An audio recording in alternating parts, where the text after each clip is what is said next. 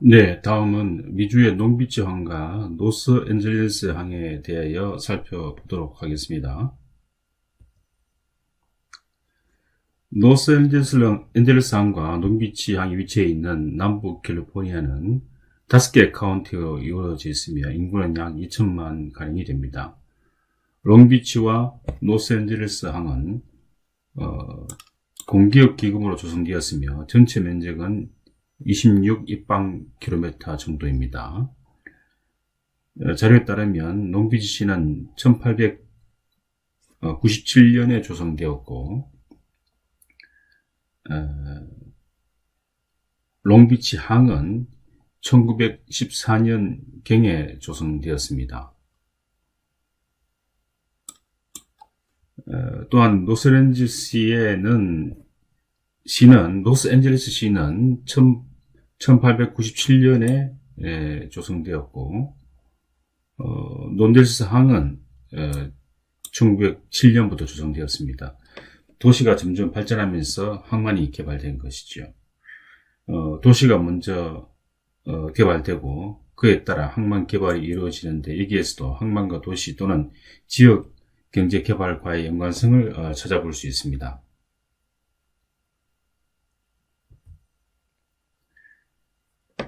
이 슬라이드에는 상품과 트래픽을 보여줍니다. 미국에서 항만은 상품 생산과 소비에 대해서 매우 중요한 역할을 합니다. 이 슬라이드는 항만을 중심으로 제품이 생산되고 소비되는 흐름을 보여줍니다.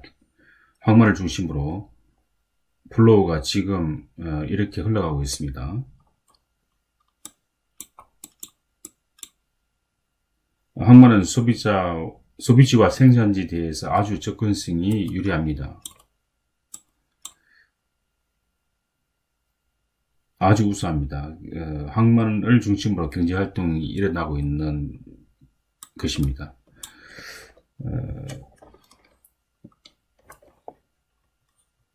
그 경제활동과 밀접한 관계가 있다는 것을 보여주는 것이죠. 이렇게 아마 여러분들 국가의 항만도 유사한 흐름을 보여주고 있을 텐데요. 이렇게 항만과 경제가 밀접한 연관성들을 가지고 있습니다.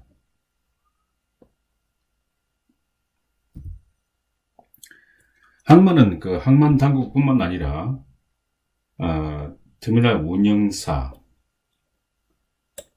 그 다음에 규제기관, 항운노조, 시의회, 화주, 세관, 화주, 해양경찰, US 코스트 가드죠.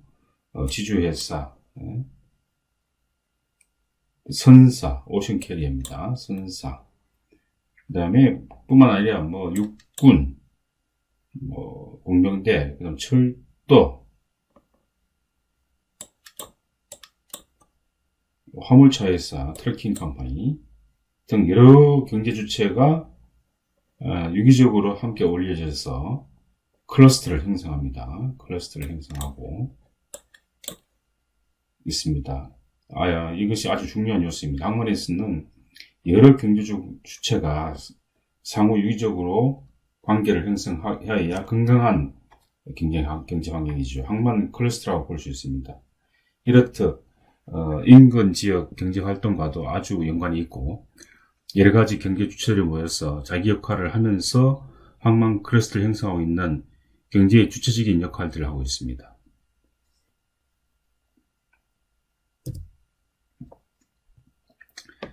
이렇듯 항만의 역할이 큰데요. 좀 더 구체적으로 살펴보면 자료에 따르면 미국 전역에 한 350만 개의 일자리가 남북 캘리포니아 항만과 연관되어 있고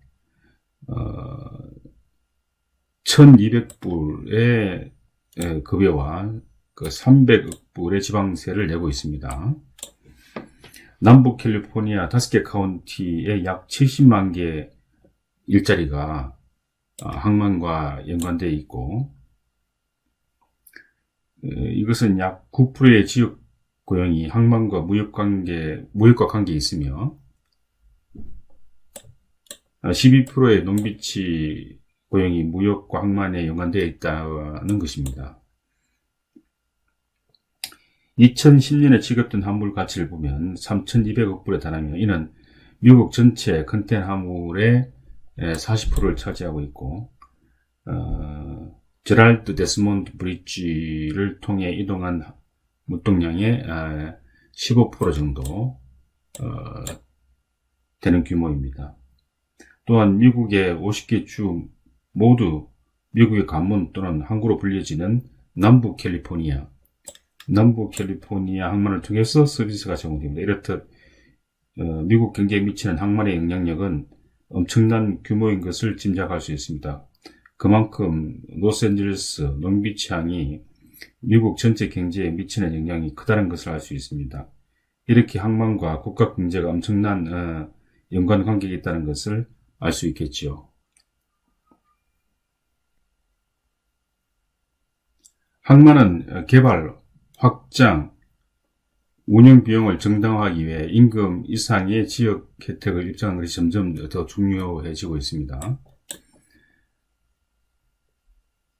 왜냐하면 항만 개발과 확장, 운영에 필요한 여러가지 비용들을 충당하기 위해서입니다.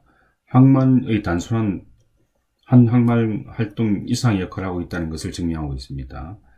단순히 상품 이동의 가치를 넘어서 그 이상의 가치가 있다는 것을 지역사회와 이해관계자들에게 증명해야 합니다. 지역사회에서 그렇게 기대하고 있는 것이죠. 항만이 화물이 들어왔다가 나갔다가 하는 정도의 단순 기능이 아니고 그 이상의 가치를 제공하고 있다는 것을 보여줄 필요가 있습니다. 또한 항만이 혁신적인 솔루션을 통해서 지속 가능한 경제 개발을 촉진하도록 영향력을 발휘해야 한다고 주장하고 있습니다. 실제로는 항만이 또 그런 기능을 하고 있습니다. 최근 이야기되고 있는 IoT, 4차 산업혁명, AI 등의 기술이 새로운 혁신적인 기술을 항만에 접목되고 있고 그로 인해 지속 가능한 경제 발전이 되도록 촉진하는 역할을 실제로 하고 있습니다. 그만큼 지역 경제 발전에 대한 항만의 기대가 점점 커지고 있다는 것을 증명하고 있습니다.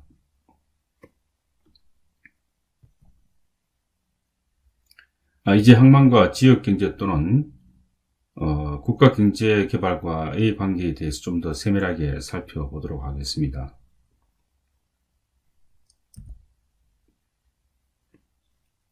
우선 항만이 지역 경제에 미치는 효과는 세 가지로 구분할 수 있습니다. 첫째는 운송 서비스, 항만 서비스 같은 항만 고유의 활동으로 발생하는 직접적인 효과와 항만으로부터 혜택을 받은 기업 같은 유발효과, 그리고 수출입 증가 같은 인다이렉트 유인효과로 구분할 수 있겠습니다. 하지만 현재 항만 고유 활동으로 인해 기인되는 직접적인 효과는 과거보다 더 중요하지 않게 되었습니다. 항만의 고유 활동보다 그 이상의 역할을 요구하고 있다고 생각됩니다. 그만큼 항만의 역할이 과거보다 단순하지 않다는 뜻입니다.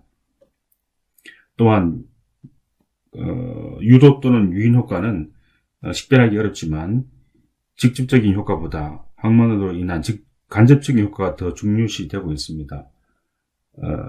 항만의 단순한 기능 이상의 가치를 부여하고 있는 것이죠. 단순하게 다이렉트 효과보다는 인다이렉트, 인듀스드 효과가 더 기대하고 그 효과를 더 기대하고 그 이상의 가치를 부여하고 또 부여하고 있다고 생각됩니다. 이렇듯 항만의 중요도가 점점 커지고 있다는 것을 볼 수 있겠습니다.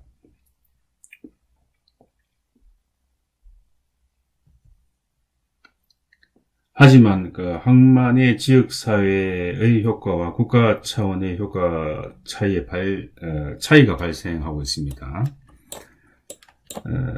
예를 들면 항만 인근에 있는 지역은 일자리가 늘어나고 수입이 늘어나긴 하지만 그 반면에 항만 인근에서 발생하는 소음과 혼잡 등으로 인해 어려움이 있습니다. 반면에 국가 또는 좀 더 넓은 범위의 지역사회는 일자리 증가, 수입 증가, 복지 향상 등 좋은 영향력만 존재하는 경우가 있습니다. 국가 또는 지역사회의 편익이 큰 것이죠. 지역사회의 영향이 더 큰 것입니다. 하지만 이런 불균형이 발생합니다.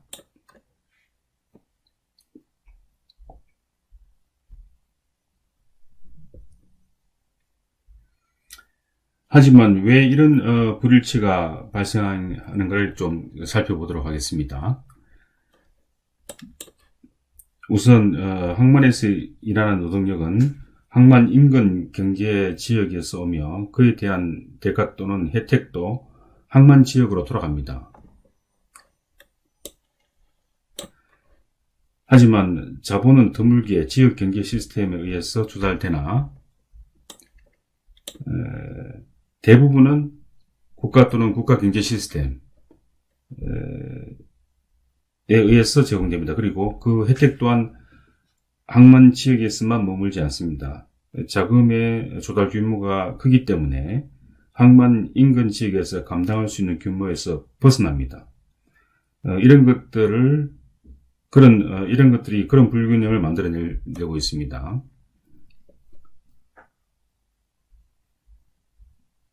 기업은 지방 활동 기업일 수 있으나 이 또한 대형 하역회사와 물류회사와의 수평적 집중 또는 선사와 터미널 운영사 간의 수직적 통합 등으로 기업의 소유권이 국제화되어 가는 경향이 있습니다.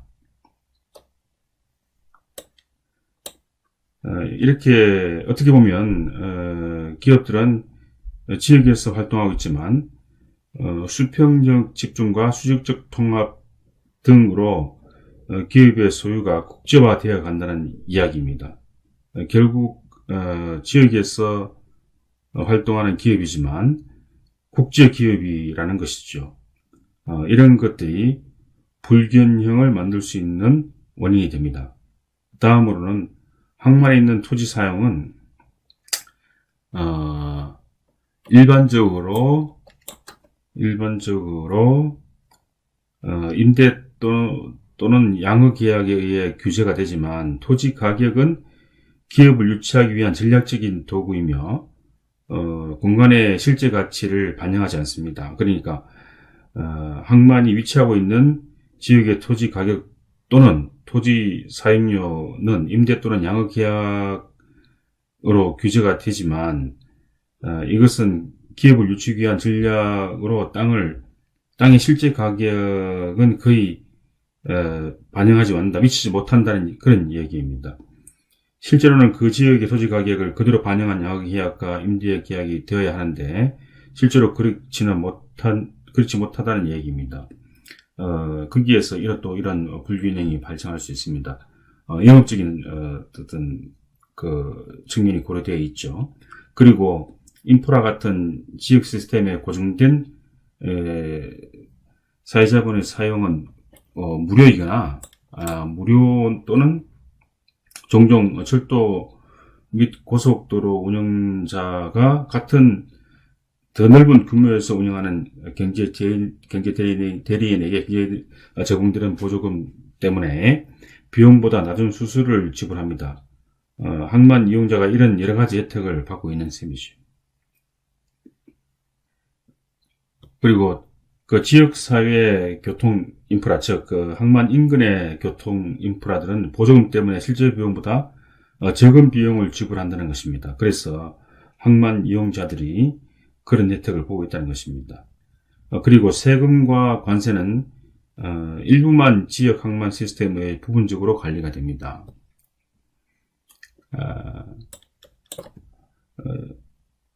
세금과 관세를 항만에서 모두 직접 관리하는 것이 아니라 일부만 지역 항만 시스템 내에서 관리되고 있습니다. 국가에 지불하는 세금이 별도로 있다는 것입니다. 이렇듯 항만 사용자의 혜택은 전 세계적으로 점점 더 확산되고 있는 반면에 주로 항만 인근 지역에서는 앞에서 살펴본 것처럼 부정적인 영향을 미칩니다.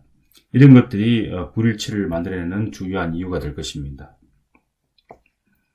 전체적으로 보면 항만이 여러 가지 복합한 메커니즘 속에서 항만 인근에 있는 인프라를 쉽게 사용하고 실제보다 낮은 비용을 지불하고 항만이 위치한 토지는 임대 양의계약으로 관리되는 때 비용도 낮은 반면에 항만이 국제적인 자금을 조달하여 만들어지고 소유가 국제화되고 있는 경향이 있습니다. 거기서 지역사회에 미치는 영향과 국제 또는 국가에 미치는 영향에 대한 불균형이 발생한다고 볼 수 있습니다. 최근 항만이 보여주는 전형적인 모습입니다. 이렇듯 항만이 지역경제 또는 더 나아가 국가 경제 발전에 미치는 영향은 점점 확대되어 가고 있다고 볼 수 있습니다. 그러면 이런 불일치를 어떻게 해소해 나갈 수 있는지를 살펴보겠습니다. 우선 첫째로는 앞서 설명드린 것처럼 항만에 있는 여러 주체들이 모여 클러스터를 형성하고 효율성을 증가시키고 있음을 강조하고 홍보해야 합니다.